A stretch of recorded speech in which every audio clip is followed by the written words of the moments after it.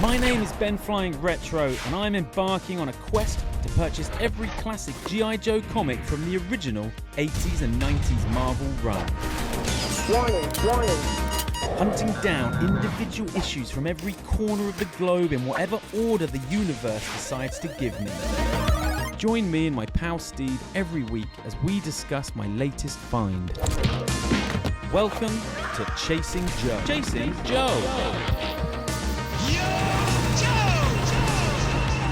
That's right, you've tuned into Chasing Joe, and it's not just any episode of Chasing Joe, it's episode 100. We've reached a hundo. They said it couldn't be done, we smashed through. Dude, happy trails. Happy 100, S-Jubs. Happy century, baby. Everybody stand up. Yeah, everybody stand up. Now, look, I'm off the sauce. I haven't drunk alcohol in years, so I'm just going to have this punchy hydration, lightly sparkling mango drink. You brat. Because off air, I did say, I wish I had something to toast us with. Yeah, but you were boiling a kettle. You neglected to say that you brought something into the studio. Look, S-Jubs, I like orange things. What's your favorite orange G.I. Joe figure? Ooh, does Charbroil count? He's a bit of a rust-colored orange. I was going to say barbecue, but... Get out of here with that. I'm a latter-day G.I. Joe fan. But anyways, if you got him, drink him, smoke him, do whatever. We are going to do a victory lap all podcast. Yep. Now, it's when you say people episode... said it couldn't be done... I just mean Chief said we'd make names. to... Chief said we'd get to episode... 16? 13, I think. 13? Yeah. Bless him. Bless his cotton socks. It must be the magic of G.I. Joe, or maybe it's your extremely charismatic co-host. But you just keep coming back for more Ben Flying Retro. I certainly do. I'm not going anywhere. I told you I take this podcast more seriously than, I don't know, other things in my life that I should take seriously. And I did something that I seldom do. Ooh. Because of the cringe factor. But let me just say, I went back and listened to episode 1 of Chasing Joe. That's and good. A couple of observations. That is the first episode where we start pointing out how badly Flint is portrayed in G.I. Joe. Okay, I just want to guess the issue. 63. Ooh, 63, very good. Yeah. Yes, Snake Eyes and Scarlet on the cover, walking through a minefield. Now, I might also add that your enthusiasm has not flagged, my boy. I don't know what you're on, brother. You're high on the spice of life. I'm high on the spice of G.I. Joe, the greatest IP this planet has ever seen, and ever will see, probably. Certainly, the greatest toy line the world has ever seen. And I know I said I was meant to be collecting Super 7, but it's difficult because I'm collecting OG O-rings now. I just think, why waste my money on new when I've got gaps? Go for it. I have my gaps are few and far between.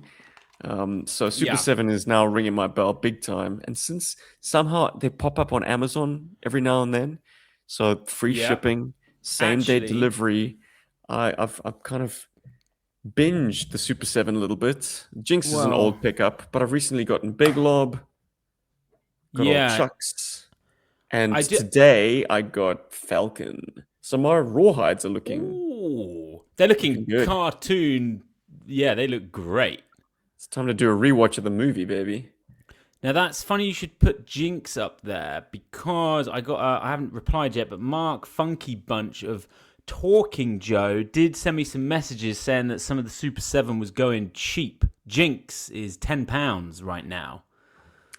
That's a steal. It's an all right figure. I painted her lips because, to be truly cartoon accurate, she has got red lipstick. The action figure neglected to have that detail. But she's got the G.I. Joe on her pant leg. That's nice. And the dragon on her chest is a lot bigger than the vintage. What do you think of Destro Python Patrol Ultimates? Oh my god. He's got a funky shirt and he's going for £12. I think he is a peg warmer on a digital peg because he's not on any pegs in the UK. It's not difficult to see why is a peg warmer. Are you really curious enough to jump on it even at 12 quid? No, but thanks to Funky Bunch for always keeping a lookout for them deals. Handy dandy. Look, we're 100 in. It's not this kind of show, but I couldn't resist doing something a little bit special for episode 100. I thought it was only right that we covered. It's neat and tidy. It's issue 100 of A-Ra on episode 100 of A-Ra. And we don't usually march to this tune, but I just couldn't resist. I couldn't resist. Now, before we get into anything, this was a purchase all the way from American eBay. Give it to me in dollars. Is issue 100 pricey? Is it difficult to get? Does it mean anything in the pantheon, or is it just for us fans? Mate, my area of expertise is never going to be the paper.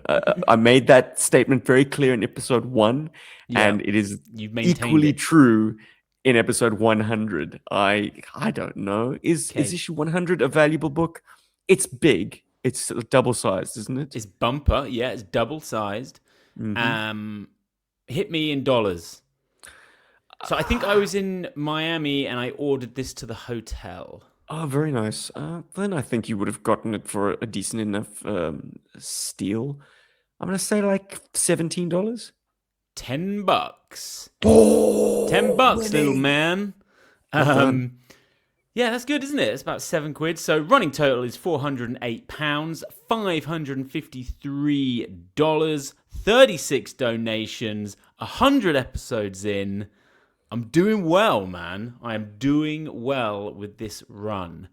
A lot of people reaching out saying they want to give donations, actually hitting pause on donations. Jeez, I'm hitting pause on charity, S-Jubs. Okay. Because I'm just getting too far ahead. I got to cool my jets. So this is me cooling my jets. Anyway, let's get into its rusty innards. First and foremost, I need to soak us in the cultural soup that was... I haven't even said when this dropped. Hang on. It dropped March the 20th, 1990. A-Ra made it into the 90s, baby. And if we went to the Megaplex, we could be watching Pretty Woman, which I watched loads as a kid. I don't know why, but I did. I like that guy that's on the street and he's like, "Welcome to Hollywood. What's your dream? What's your dream?" Any memories of that film? I'm very curious that it's a 90s film. It feels very 80s to me. I suppose anything from 1990 was technically produced in the 80s. Yeah. That's a good point. It was shot in the 80s, so I'm pretty sure we've touched upon the fact that it's the content of it is not age appropriate, but we all saw it as kids. They just make it a wholesome Richard Gere, Julia Roberts, romance. But no, she's a hooker. He's whoring. Yeah, exactly. He's supporting. Interesting fact for anyone that likes cars. At the beginning, he's driving like a Lotus. He's driving a British I will never forget the line that he says to the guy who he borrows it from. He's like, "Corners like it's on rails." Yeah. I don't know why that's stuck. I don't know. It breaks down like it's on, I don't know, bricks. They're so famous for being utter gash. Except that one that could go underwater. Oh, yeah. Spy Who Loved Me, baby. God, it's so good. Also, I'm interested to know if you know this film, because I've never seen it. Joe versus the Volcano. Tom Hanks. No way. But do you even... No. Does that... Yeah, what the heck is that? If I saw that in his filmography, I'd be like, "No, this is a fake movie." Yeah, fake movie. Okay, well, look, hit us up in the comments if you've seen Joe versus the Volcano. I don't know what's going on there. Music, we've got Madonna with Vogue. Ladies with an attitude, fellas that are in the mood, don't just stand there. Let's get to it. Strike a pose. There's nothing to it. Vogue. Good music video, man. Really good. Now, look, this is where I want to get interesting. We're going to do comics. I'm such a sucker for these Marvel movie tie-ins. This is RoboCop issue 3. I think I sent it to you. Look at this cover. What's the strap line is something like, dueling at the Dreamerama. This is some kind of Marvel RoboCop, the future of law enforcement. Because later Marvel didn't have any of these and they all went to Dark Horse. It was Dark Horse doing Star Wars, Terminator, Aliens, Predator, RoboCop. And I was so into those films, I always used to get those books. But look, this is just amazing. RoboCop. Good looking cover. Yeah. Not all of them were this good. I think that film is so great, there's room for... I'm sure there are really good comics. To the arcade, we go from RoboCop, we go to Aliens, something that passed me by, 1990. Aliens arcade cabinet. Not the shooter, some kind of side-scrolling Konami game that I missed. But, God, it looks great fun. Only 2 buttons. So you just mash, shoot 1 and shoot 2. Yeah, as a shooter should be. As a shooter You've just should got be. your regular shoot button and then the special. I know, that Simple. really passed me by. The only Alien game I remember was Alien Trilogy, is it called? I don't know. Alien War? I don't know. You have a big pulse rifle and you just hold it down, essentially. It's good fun. The one that I absolutely adore is also a side-scrolling, sort of styled after a beat-em-up, but with guns. And it's the Alien versus Predator one. Do you know about this game? Okay. Well, where you can play as Dutch, or you can play as a kind of a non-Ripley girl character. You can play as a Predator. You had me. It's I think that game launched on the Jaguar, which was a failed console. But we've discussed it before. But I was hoping you were going to say Alien 3. One of my favorite video games. When that came out, we've spoken about it, but I'll just go over it again. The fact that you just got muzzle flash, I couldn't handle it. It was just, I'd never, up until that point, played a shooter where you just didn't have big blobby bullets flying out. The fact that you didn't need to see was just, this is sick. Sorry to all the kids that maybe had mild epilepsy after playing that game. It was, it had such tension and fear, that game, just freeing those people, like the prisoners, amazing. Dude, let's go to toys. Now, you all know that nothing really turned my head apart from G.I. Joe, but it's kind of separate. Scalextrics are, me and my bro, we were big. If I wasn't playing G.I. Joe, I was building Scalextrics tracks. Now, I never had this one, but the Batman Leap track where you get the 89 Batmobile, and then they put the Joker in this beautiful purple Porsche 911 with the Joker graffitied on the side. It's got like green hubcaps. Imagine opening that on your birthday or Christmas. I don't know if I see the Joker as a Porsche driver, to be honest. Yeah, but what do you want to do? What do you want to give him? You got to give him something heavy and American. Muscle. Do you think a muscle car? No, all his goons had those kind of gangster kind of looking cars. Well, gangster of the 70s looking cars. If you know what I mean. I'm going to be open and honest with you, as I always am. I'm a big fan of that purple Joker 911. All right. Cool. Look, I gave you another photo. Let's punch in on a deeper level. Let's peel the onion. Oh, boy. Come on. It's the green hubs and that massive whale fin. And I didn't get a photo of it, but I think exclusive to that track, I think the starting piece had a beautiful Batman logo on it. Question for you, because you might know this, but all of the branding and the marketing of Batman 89 with the yellow and black Batman symbol in that shape, is that exclusive to that film? Ooh, good question. Like, what I mean is, in the 60s, like, had it ever been portrayed with that yellow? It has, I don't know, it has such an old school vibe to it, but that's more gold there, isn't it? But I don't know. I think it was absolutely Batman 89 that created that gold buckle look. And then, the comics are always famous for then sort of adapting to match what was happening on the screen. I think prior to this, the bat symbol, Batman was still blue cowl on a gray suit. Yes, grey and blue. So the gold really came in with the Burton stuff. But no, it was yellow in the 89 film. That's what I mean, yellow. Yeah, that's what okay, yellow.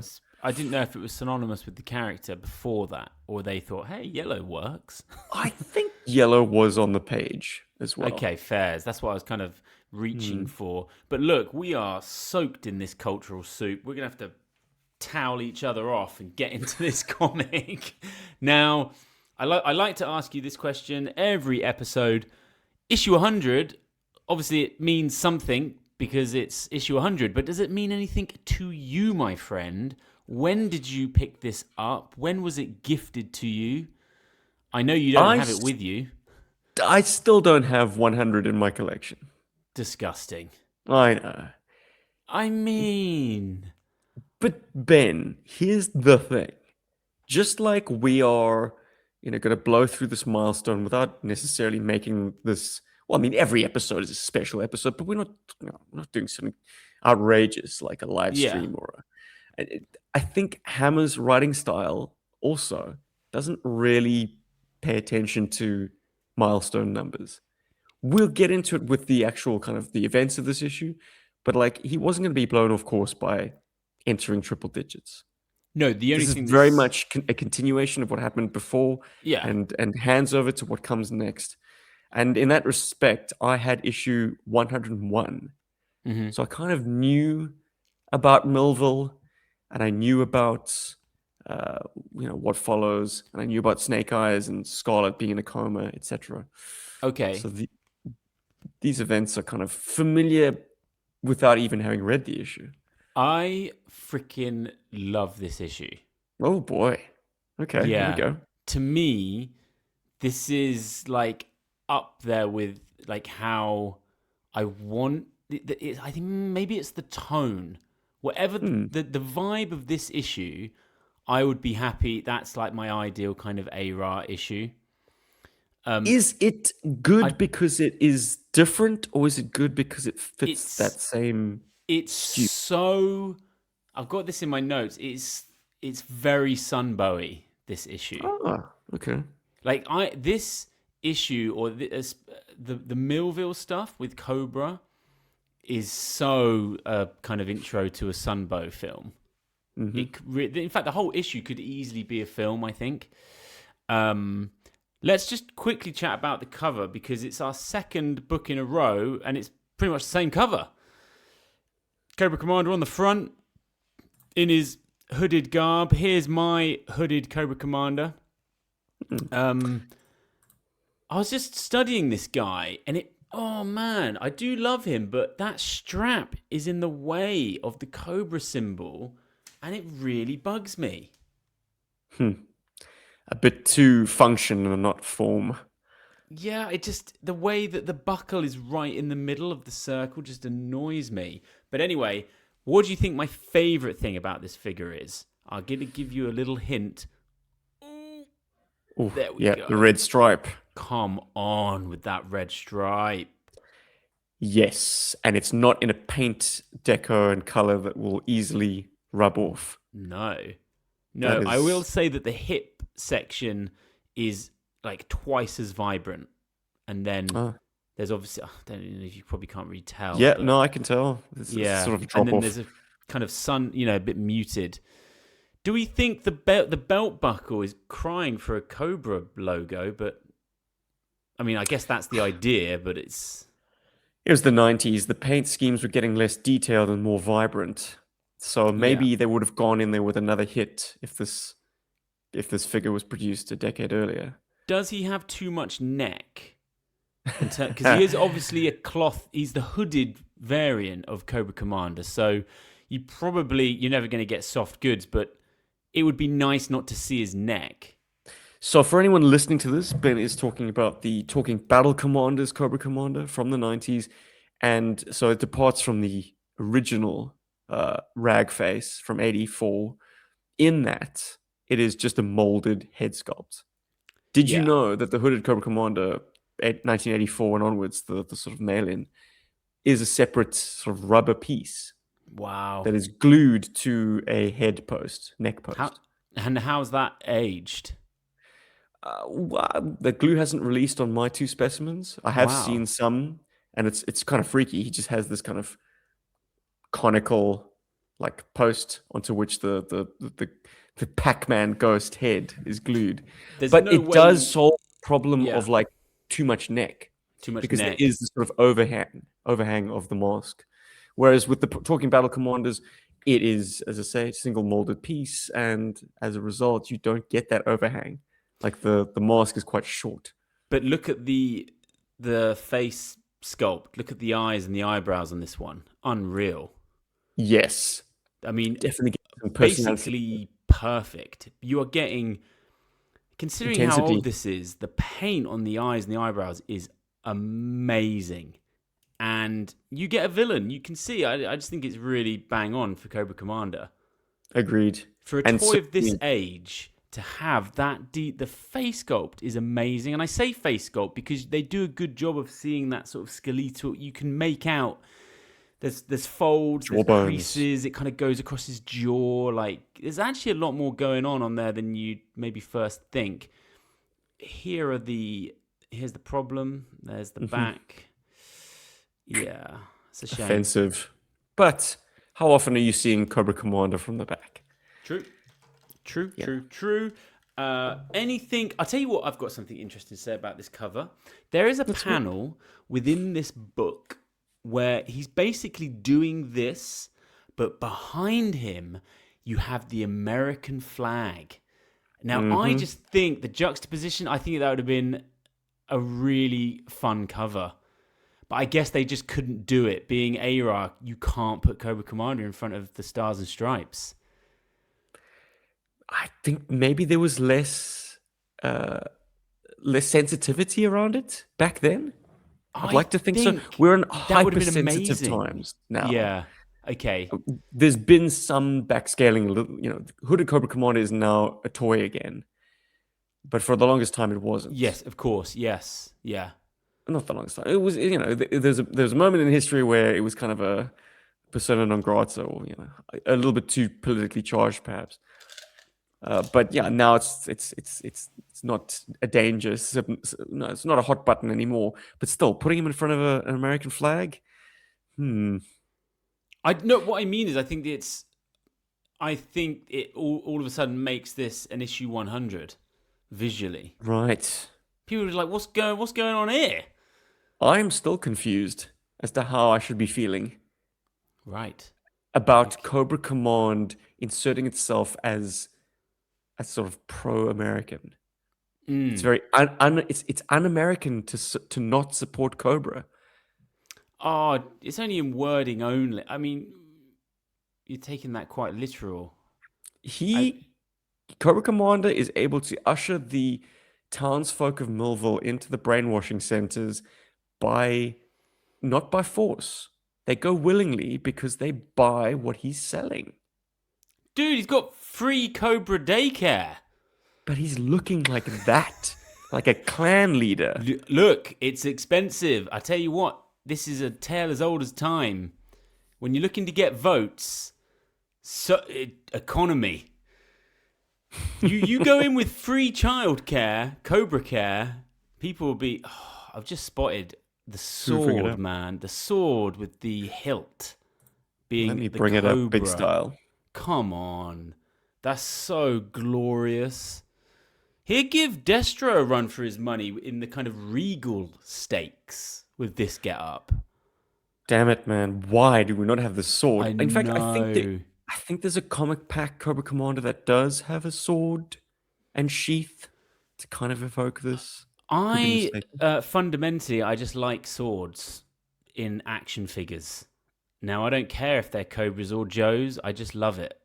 They're just But cool. with that Cobra pommel, oh boy. They're just cool. They've never not been cool. They never won't be. They're so great. Just rewatched Stranger Things with my daughter, and there's a great moment where Chief Hopper picks up a kind of D&D sword, and it's like the context doesn't make sense, but the visual, woo! Give me a sword. Right, should we get into its rusty innards, and you can give us one of your famous synopses? A plot and B plot. In sort of A plot, we are dealing with the events of Millville, a town that is kind of in a mining town that the mine is shut, and now the town is kind of losing its economic steam. So it's the perfect place for Cobra to set up shop.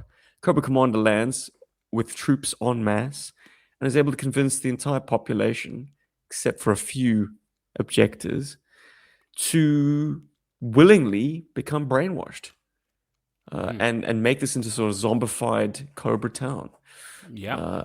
Mutt and Spirit and Junkyard are caught up in this because Mutt's supposedly visiting his uncle Jeff, who lives in Millville. Then, in the Pit 3 in Utah, Zorana has finally brought her long game plan to fruition. She has embedded brainwashing, like post-hypnotic suggestion, in the minds of Clutch and Rock and Roll. And by activating this hypnotism, she hopes to have them run amok in the pit and trash the place, basically make it visible for her teams to detect, and then, in so doing, learn the location of the Pit 3. Things don't go according to plan for her, though. Clutch and Rock and Roll seem to be able to resist the brainwashing. It happens off panel. Yeah. I have some criticisms for this book, man. Well, no, that's my least favorite aspect of the issue, for sure. But what I do love is this Millville stuff and the opening, 14 pages that we get. And how do we know Cobra Commander is a baddie? Because on the opening panel, he kicks a dog. Yes. So we know he's bad. So Mark Bright is our penciler on this issue. And I just think this guy must want to be on another book at some point. Exactly. He is caricaturing this dog. This dog is in another genre right now. He's not my favorite, but then when we get to the Utah stuff, when we get to the Pit 3 stuff, and we get Dusty and Muskrat, I have to say I was like, ooh, I'm liking how this looks. Well, that's funny. You just said the Pit stuff was your least favorite element of this book. No. I'm talking about, I love the stuff on the surface. I'm talking about the stuff with Rock and Roll and the teens. No, within the Pit. No, all the other stuff I love. Oh, yes. In the desert. Oh, my God. That's like my favorite. I don't like the Pit interior stuff. And I do love how he draws the desert. But look, we get ourselves a splash. Come on. We certainly don't get too many of these pre-issue 100. Now, you're going to have to hold up your book because, unfortunately, the way mine is scanned, I can't do a double page. Look, that's pure intro to a Sumbo episode. They're taking over this town, and Cobra Commander is just doing a kind of public service announcement. He's just ushering in Cobra. How great is seeing Cobra Commander on the mic like that? I know, it's so good. There's a fair few panels. Snakeface. It's just, he's hands on hips. I love everything about this. Look at that old mining town. You're damn right. Functioning? No, I believe, they shut down the mine, and so the whole town has kind of gone to rot. Okay, yeah, fair enough. Now we get televipers going into the telephone shop, and they're cutting out the fax comms and everything. I just love all these cleaning out scenes. Vipers going in, Crimson Guards at the police. Are you feeling these early panels? Yes, in that it shows the nuts and bolts of how Cobra does it. But Okay. I just think, as with any kind of Cobra operation on domestic US soil, how long is it before someone notices, before someone says something? It's like, yeah, you're moving uniformed, like paramilitary troops into an American town. Like, yeah. all it takes is one phone call. Yeah, which adjacent to that town is another town that doesn't have Cobra in, that has a police force, and be like, hey. We've got a situation where they stop all traffic coming into Millville, except for a guy who's got family there, in which case they kind of usher him in and personally plug him into the brainwave scanners. But they've got those brainwave scanners set to like sheep mode, because they're basically doing it on the quick, because they have to do everyone individually. So it's almost like a sheep dip. Just turning them into zombies as opposed to making it a more like sort of deeply embedded brainwashing. I like that the brainwashing has got different phases. But yeah, hey, look at these panels. This is what I was discussing. I just think that would have been a more kind of interesting cover to have that big flag. It is look, dude, when do you see that? I don't think you're ever going to see that again. That is Cobra Commander right in front of the American flag, turning this book on its head. And he's spouting all sorts. I'm as American as an apple pie and motherhood. Motherhood is American? I believe in free enterprise because that's the American way. Hey, dude, how cool are these, like, Cobra? They're on wheels. They're like... that's where they've got the brainwave scanner, yeah? They're like a mobile brainwave scanning unit. I mean, if the comic book series was more, I suppose, on the radar of Hasbro designers, maybe there'd be a push to make this. But yeah, I don't know if kids would be pining for a Cobra trailer. I would. You know I would, because that's boring play right there. I'd get them shutters up, and I mean, you can see how that toy would work. Yeah, it does look a little bit like a Cobra Caravan. Yeah. A weekend away. Does. Cobras of your choice. Look, I'm just gonna okay, here's where I got quite interested in Bright's work. I was like, yeah, I'm into this book. Look at these panels. Definitely you get that jump cut in a movie. You can just hear the kind of landscape and the wind, and you just got Dusty and Muskrat on the desert surface. And they Dusty swears he sees something? Or is it Muskrat? Well, it's probably Dusty. I mean, if you see dust on the horizon, it's going to be a vehicle. It's got to be. I mean, it's not Dune. It's not you'd know the difference between a vehicle sort of dust devil and like just wind or sandstorm in the distance. Do you want to chat about Python Patrol? Oh, I was hoping you'd say that. Well, I'm interested in these vehicles, man. Oh my goodness! Wasn't expecting that, buddy. Pythonized Conquest in the studio. Okay, what are you saying? What an amazing deco that is. Yeah, what does that deco do? It renders it invisible to radar. Yes. And so it lowers the heat signature, I believe. It's a technology. It's I mean, did we cover issue 88 yet? Because it's on the interiors as well. We totally covered issue 88. Yeah, the Mindbender hoses the vehicles down with this kind of new effect. Oh, so it's actually like a material that's like it's a coating. On. Yeah, it's a coating. Yeah, because he does the interiors too. Does he? Well, just the Sting is all kind of meshed carbon fiber vibes. The stun. Sorry, the stun. Yeah, man. Well, yeah, I guess he kind of dips the whole thing. Yeah, it's a dip dye. And ditto with the uniforms, though the Televiper's colored incorrectly, if that's the case. They did do a Pythonized Televiper, but this one's in just standard Well, they Televiper colors. certainly do that because Zorana steals that uniform. Well, he should have kept shut up. I know that was a great panel because I was like, hang on.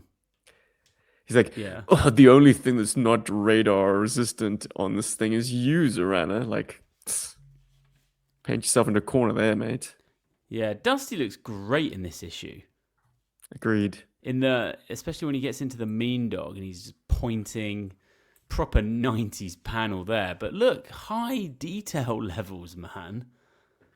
Except his helmet, his headgear is rendered as a kind of a do-rag. Yes. And not a sort of a Pazget Fritz style helmet. Yeah. But then again, the toy was, an 85 vintage. By 1990, I doubt there was one within easy reach. Yeah. So like Bright was probably illustrating Dusty based on art that he'd seen of Dusty. And that's open to interpretation. Tell me, S-Jubs, did you ever bury your mobile command center in the sand and do a surprise pop-up? How is the mobile command center? How is this possible? That it's what? Well, look, I skipped over the how and just visualized. For some reason, I imagined sitting in a cinema and just looking at the biggest screen ever and just having it burst out from the sand and it just like slow-mo and then it just comes down. That's what I went to. Like a sandworm. Yeah, like a sandworm. It is Dune, dude. Just something but of that that is mass. Not part of its... It's never been coded that way, that this is something that it does. Oh yeah, it also buries itself. This is its debut in G.I. Joe, in the pages of the book. So, okay. I mean, you say it's not coded as being this kind of subterranean vehicle. How were you to know? Because, I mean, if this is how it's introduced, if you were exclusively just a reader of G.I. Joe, you'd think, oh, this is G.I. Joe's new subterranean mobile base. It can somehow bore into the soft sand. I didn't know this was the first appearance. I think it is. Wow. I could be mistaken. I mean, it took them a damn long time to get around to it. But I don't recall an issue where it makes an appearance before this. Okay. Well, look, it's a fantastic opening panel for it. All guns are blazing.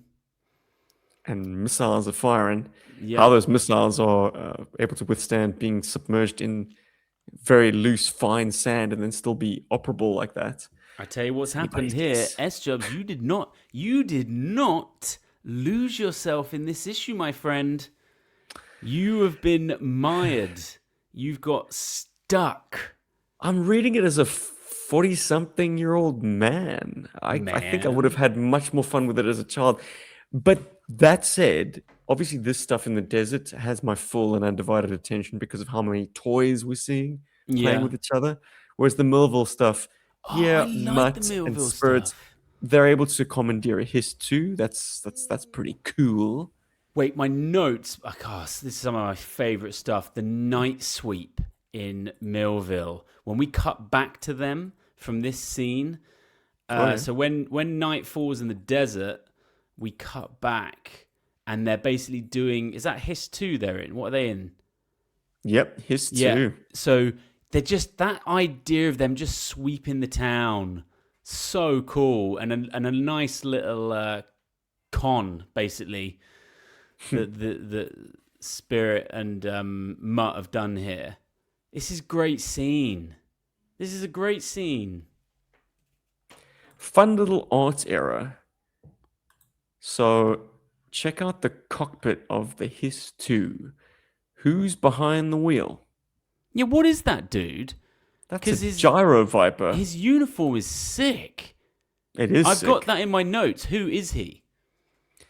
It's a miscolored Gyro Viper. Okay. So Gyro Viper's flight suit should be tan with purple piping. This guy is purple with orange piping. And his Also, I helmet think should be red. But I've the fact that he's in a His 2 cockpit is also erroneous. It should be a track Viper. I've misinterpreted these panels. This is funny. I saw Spirit. I thought he was wedging the cockpit from shutting. Is he not doing that?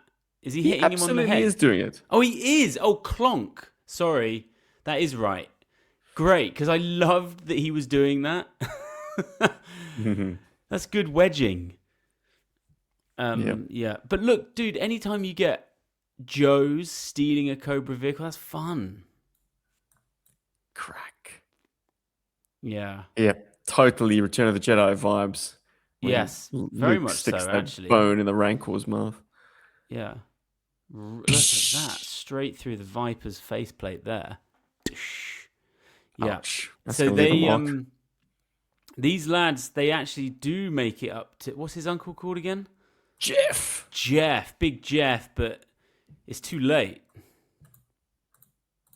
Yep, Uncle's been brainwashed and he's got a bevy of Vipers waiting for the two Joes to arrive back at the place. Okay, so do you want to talk about the stuff that we didn't like? And I wasn't interested in this at all. So who have we got back in the pit 3?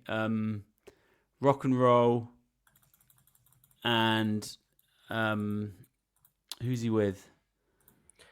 Clutch and Rock and Roll. And a pair of 13-year-olds who in a previous issue had managed to uncover the secret of the pit 3. Yeah, and I remember liking that. The art panels were beautiful. Purple and yeah. I mean, it's a bit strange, but hey. No, dude, wait. We see the mobile. We see it then. Oh, do we now? I just remember the silhouette of it. Anyway, carry on. You're probably right. Okay, so we do see the silhouette of it. Cap. Are you sure that we're not seeing the Defiance tracks? Oh, in the possibly. sand? Yeah, you're right. Mm-hmm. Oh, yeah, you're right. Now, I love Mark Bright and the way he sees the world. Well, that's but a I will say 30-year-old woman. That is a 35-year-old woman, supposedly 13. I mean, he's not drawing girl faces. Indiana is 13 next week, and I was like, no. It sets up a bit of a visual confusion because you're like, well, Clutch and Rock and Roll were handsome dudes, and they've got these two girls in their thrall. Exactly. The girls are supposedly 13, but they look much more mature than that. Yeah. I'm like, what's going on, man? Couldn't you have made them look like kids? Yeah.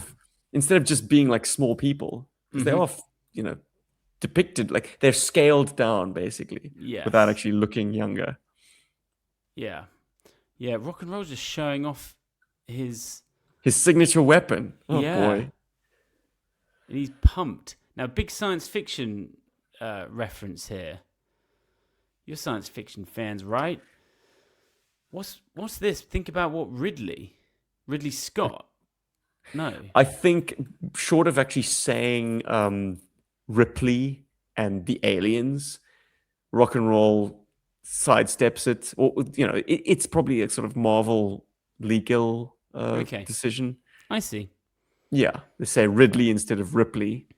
But in so doing, you're kind of referencing Ridley Scott, the director, anyway, and talking about the Brood Mother, which famously is the X-Men's kind of copy of the alien. I see. Okay, fair enough. Marvel can use Marvel IP just fine. Yeah, well, look, on these pages, I was just waiting for these ones to go back to the stuff I was into, if I'll be honest. And it feels like Larry abandoned this plot too. Because apart from it sort of setting in motion Zoranna's whole reason for being in the desert at that point, and that being where the action of this issue really is, because Zoranna's got a stun, she's got a conquest, it becomes a fun battle in the desert. The brainwashing fails spectacularly. Yeah.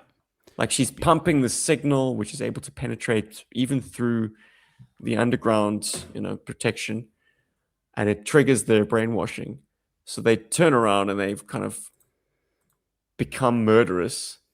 Yeah. but they're able to override their impulse. Because Apropos of nothing. I mean, they're just like, because they are sort of good people, good at and a moral core people. level, they are good people, Yeah. which fundamentally renders it pointless if you are Yes, going to and this use was it. kind of a long game.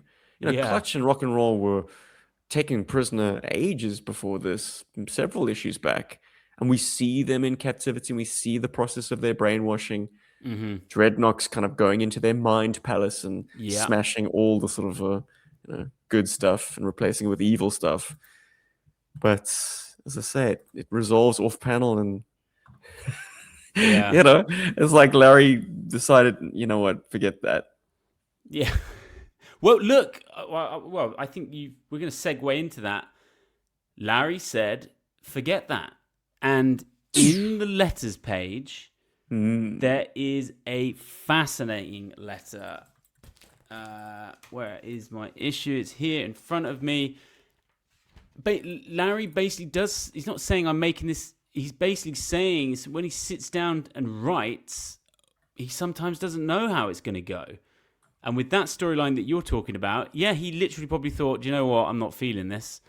And he just ended it. Anyway, the letter is from, is it the one that's from Mark Bosley? I'm going to say it's the one from David Tamarkin, Oh. who is so crestfallen, so anguished about the fact that Scarlet's been shot in the head by Baroness in the continuity at this point. He believes that is the end of Scarlet's story, and he feels this is a total tragedy. He's absolutely, his earth has been shattered by this moment. Yeah, no, you're correct. Sorry, both letters are so amazing. I was getting confused. But no, yeah, you're right. Where he's basically, he's like, I didn't sit down to do that, but when you sit down and you write, stuff just happens. And he felt that in that moment, Baroness, that is what she would do. She would shoot her. And he doesn't know how it's going to resolve.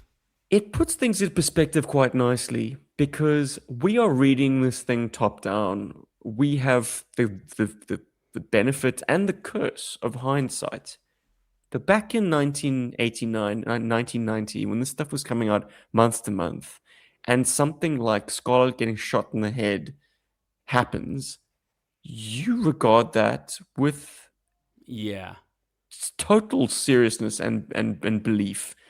And you're like, what? Yeah, You went and OG did character. That? Yeah. Yeah, taken off the board. He even goes as far as to cite examples of Joe's coming back from seemingly fatal gunshots, like Storm Shadow getting shot in the back by Baroness and Cobra Commander. So he should have known that no character is beyond saving. We're gonna Dallas this shit. Well, the other letter is equally as interesting. This guy, Mark Bosley, writes in, and he's essentially saying that he gave up on A-Ra on issue 49 because he liked it when it was a serious, real-world kind of book. And for him, even Zartan was too much for him. So he hopped off. But he's saying that issue 94 shows a return to the older classic issues of G.I. Joe. It's back to basics, and I hope it stays that way. Listen to this reply, though. Larry, here's the inside track. Once upon a time, there were TV commercials for G.I. Joe comics. They were generated by an ad agency at the clip of 4 a year. Whatever was shown in the commercial had to be in the comic. I got stuck with Serpentor, Tomax, Zaymot, and a host of silly characters. I did my best to make them work because it was a matter of doing the job. If you have a squad of losers, you still have to go out on patrol. Youch! Jeez, I drew the line at Cobra La, Shade, and a few others. There are no plans for future commercials. Wow. Thank fuck. That is, look, I knew that Larry wasn't into that movie, but Serpentor, yeah. Well, look, we all know now that he didn't like Serpentor, famously. But as you just said, And yet, well, yeah, he's brought him back into A-Raw about 4 times now. that's so true. But he stuck to his guns with Cobra La. I wonder if it's only a matter of time. But No. then again, Cobra La has now become I was going to say that's the the Energon. domain of the Energon universe. But the fact that I was stuck with, that's just, yeah. But I like his point about a bunch of losers, they got to go on patrol. You got to, off you go. You play with the hand that you've been dealt. Yeah. There's no point in crying about it. That's the gig. And I'd say he did it with aplomb. But you can, in hindsight, you can tell which were his darlings and which were characters that were written out as swiftly as they were written in. But also, and that's why we don't have much meat on the bone for Tomex and Zaymot. I didn't know that they weren't his. I kind of figured they weren't his favorites, but I didn't know that he despised them as much as he did Serpentor. But he is only human, and you change, and you can grow, and he clearly surprised himself with Serpentor. And also, from a writing point of view, my God, he is a handy little tool to write in every now and again. I think, and this might be just because I've kind of grown up with these legends, these stories being told around the campfire.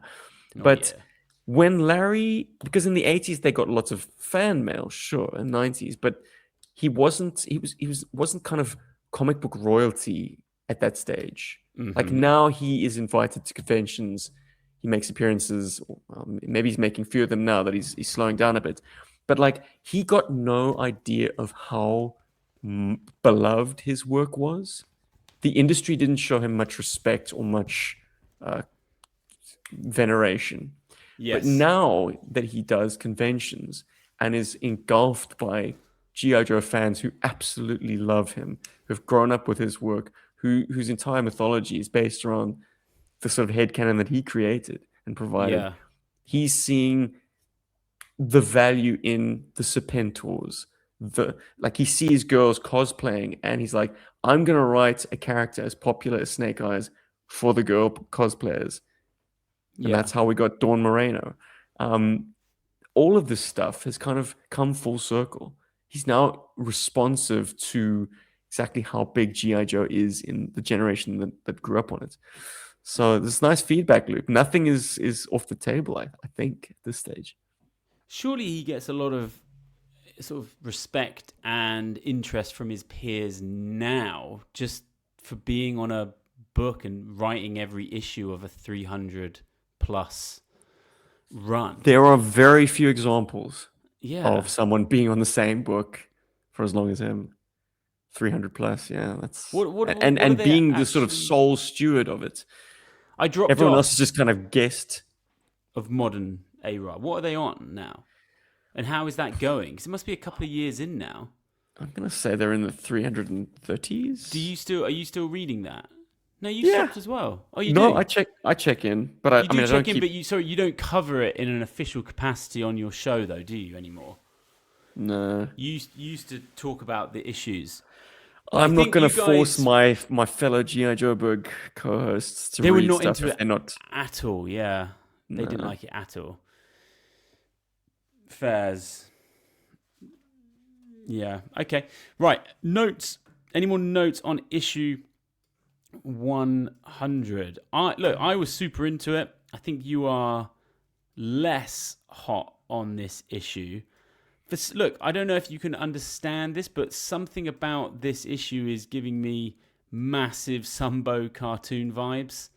Well, drill down into that. For some reason. I don't know if it's the seeing Cobra take over that town, and how I can just so imagine that being the opening 10 minutes of a film. That like steam rolling into that town. With all of that air support, all of those helicopters, I think visually excites me. I've always liked it when Cobra are moving en masse. Loads I of think land for this vehicles. to be a Sunbow episode, I would have wanted it to be a one-shot. Yeah. Yeah, that's what kind of jilts it for me. This is very much, as I said before, like 100 wasn't a sort of standalone event. Issue 100 is absolutely just woven into the tapestry of the ongoing story. I tell you what is woven into the tapestries. Oh. Last Crusade, is the fact that we're at issue 100 and fundamentally we are still dealing with a Cobra force that wants to find, the location of the rebel base. Truth. The pit 3. And I'm actually here for that simple story device. Like, I don't really mind that.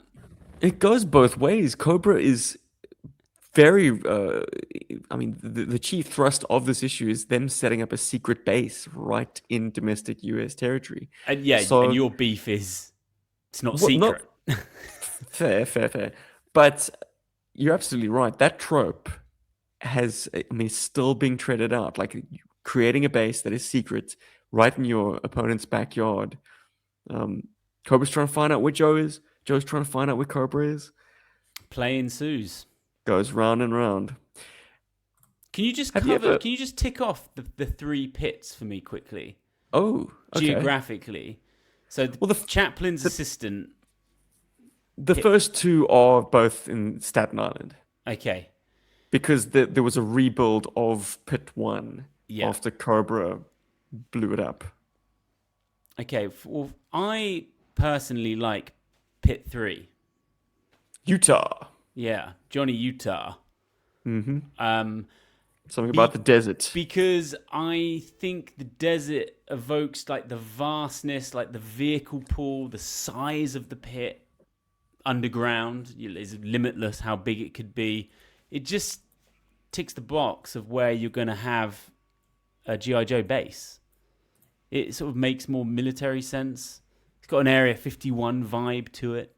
And the fact that it's got a sort of a surface element, which is pretty easy to recreate in play. Mm-hmm. It's just 3 huts, some fencing. Yeah. And then the rest you can cut to the inside of your bedroom closet, hollow that out, chuck all the clothes on the bed, and make that your underground subterranean base. The issue that covers when the Defiant like rolls out of the door there, that's an amazing issue as well. Just the size of the Pit 3, that it has a vehicle of that size down there is just insane.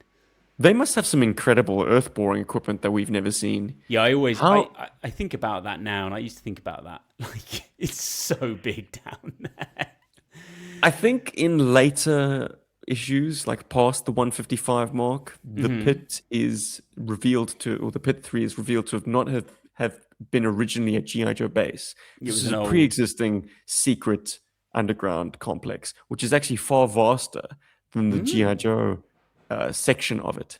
Wow. It extends beyond what we see the Joes milling around in. And only certain top-level G.I. Joes have access to the under halls or whatever you want to call them. But I'm gonna make you play a fun little game. So we do have a wide shot of the surface of the Pit 3, and there's some minuscule little vehicles pictured on its grounds. Do you want to hazard a guess as to what each of these are? Yeah, so there's the Mean Dog right there. Yeah. And then over there in the deep, that looks to be a warthog. Very good. Crudely handled, but it's got the furniture of a warthog. And then, is that... It wouldn't be a Havoc, but it sort of looks like one? I think it could totally be a Havoc. Do you really? You think that's a Havoc? Why I tell you what, that is just a blob. I actually don't know what that is. Yeah. That should be a little bit more signature. That is... Sorry, this is terrible radio. Sorry, guys, this is awful. I honestly can't tell what that is. You're not saying that's an ore striker, are you? I'm gonna call that a Vamp Mark II. Looks like Oh, it has a Vamp. missile box. Yeah. Yeah, for sure. There's a missile box on the back. And I'm gonna say that's a triple T. Because why? Because we've never seen a triple T on the pages of G.I. Joe, and I'd love for that to be its first appearance and only appearance. Jeez, man, that was a good game. What are they actually saying that is externally to the world? Just a little training camp? Pretty much, yeah. Yeah. Something to kind of just give you a reason for vehicles and equipment to kind of be flown and bust in and out. Yeah. I mean, what would be really corny is if vehicles and equipment just kind of disappeared into the desert floor. Yeah. Like, you need something out there, but it's really just the tip of the iceberg. Just like this show. Well, look, I think we've covered the heck out of issue 100, unless you got anything else you want to say about it, S-Jubs. Just pouring maybe a little bit more praise on something that I might have sounded a little bit lukewarm about. The vehicle action in the desert. Oh, yeah. Love that. You have an interior shot with mainframe and the driver of the MCC, whose name is Steamroller, got there eventually. Stalled for time a little bit. But they're inside the cab. And there's this lovely kind of Echo-Base style glass. What would it be? A head-up display, basically? You're getting that sort of submarine. It's not red glow. Instead, it's this green Orange, yellow. Green yellow. Yeah, beautiful. I wish the cab had a bit more sort of screening. Like, they've got screens and greeblies and control sticks and stuff. The actual toy is very, very sparse on the details. But yeah, that's a lovely shot. And then when the thing emerges and just is pouring on the firepower, amazing. Any panel that covers vehicle interiors is like a little secret window for the imagination, especially larger vehicles that might have been the toys were maybe quite bland inside. You know, I love the cozy factor, and yeah. To get insight into a vehicle that maybe not everyone had as well. Yes, yeah. Was vital. Like, this would be, I mean, I didn't have an MCC growing up, and I certainly didn't have any catalog images of it either. But if I did just have a catalog image, I would want more sense of what this thing was like. Yeah. You know, from all angles, and what the interiors were like. You know, we got such sparse information on these toys. Like, one photograph, cropped and distant. Yeah. Like, you want to know what a toy has. It's always so mysterious. But yeah, we've got Aero Viper inside the Condor. Not the Condor. We've got an Aero Viper inside the Conquest in the desert. And then we've got a Condor circling Millville, jamming everyone's, I suppose, mobile phones. Any kind of... Oh, and ham radio. Yeah. At one point, Mutt and Spirit tried to use a sort of old radio set to get a message out. But the ECM pods on the Condor are jamming everything. Clever. Yeah, as I said, I like all the Millville stuff. Like, I like all the desert stuff. And you like anytime you see a mean dog, it's a good time. And I like that too. Let's just go to the panel where Zorana is thinking about their escape with that Tele Viper, and he lets on that he's in his special suit. Just gotta let this dog out. Yeah, man. All right, well, I'll monologue it for you. Zorana's laughing about about the mean dog. Had to let my own junkyard out. They're on fire and losing speed. If they lose sight of us, they'll never find us again because we're completely pythonized. And the stupid Tele Viper blabs. Except you, Zorana. Yeah. Pythonized. What a fool. She's got a big mouth on her there. But look, you know what's coming. There's nothing visually about that Tele Viper that makes him look pythonized, is there? Yeah, because the Tele Viper famously have a sort of quilted waistcoat. Gilet. Gilet, right. It's a quilted, it's something. It's something. But look, my time on this show has run out. I am being called to other duties. But we don't stop at 100, just like A-Rod doesn't. Chasing Joe doesn't either. And we will be back next week as this summer of A-Rod love keeps on trucking. Oh, look at the Cobra hubcaps. Look at the gun on the Silver Mirage being called out by Zorana as a Gatling gun. Now, all of a sudden, I wish my Silver Mirages had a rotary gun. And not this grenade launcher. How cool is it? Love me a minigun, man. You can just see the face through the muzzle flash. Amazing artwork. Lady J is always the one riding the Silver Mirage. Flint is always in the sidecar. I like that. Riding bitch. Yep, exactly. That's it. Jay is the specialist stunt motorcyclist. Yeah, we're getting good 90s art here. Lots of facial expressions, lots of Oh, there's that lovely scene of the Tele Viper. And she's just in the background there. You know. He's in trouble. Yes, and we end with some kind of very pensive panels. Oh, yeah. A nighttime patrol trying to round up whatever cobras might still be out there in the desert. That was all in the day. Oh, God, man, that's a good issue for me. Bloody good issue. Bloody good issue. Right. More page for your buck. This has been a bloody good show. I think I've got some toys to show off next week as well. Ooh. So that's going to be fun. Until then, hit us up in the comments with your thoughts. Does issue 100 mean anything to you? If it does, hit us up. Yeah, man. 100, Ben. What's left to say? Here's to 87 more. Here's to another, probably be around 100, I think. It's very close to 200. We got yearbooks. We got special missions. We've got Transformer books. We've got other bits. Hey, it's the 40th anniversary of G.I. Joe, the movie next year. Yes. How about we make an event? That's going to get... Is that going to get a cinema release? For a day? It might pop up in my Odeon. It could do. They're really good like that. Transformers is going to play here. Yeah, 100% Transformers is going to do the rounds. But Transformers just have a bigger pull, my friend. Even back then, Transformers did make it into the cinemas, whereas G.I. Joe... Yeah, but G.I. Joe... slunk away on a video release. Yeah, but because of Transformers. I know! It's the greatest injustice. The G.I. Joe film was supposed to come out first. Did you know that? Transformers did us all a dirty relationship.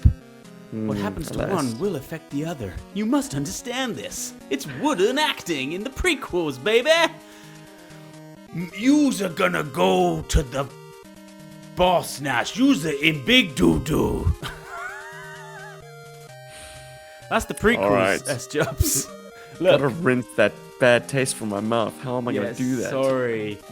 Are we ending on that? Sorry, but someone the other day I think hit the nail on the head that it's gone too far the other way now, and it's too cool to like the prequels. Do you know what I mean? They were over-hated. Now they're over-loved. So I don't know where we are, but there you go. Right, let's go to the Planet Core. We're out of here. Yo, Joe, everybody. Thanks for watching, listening, liking, subscribing. Toodle pops.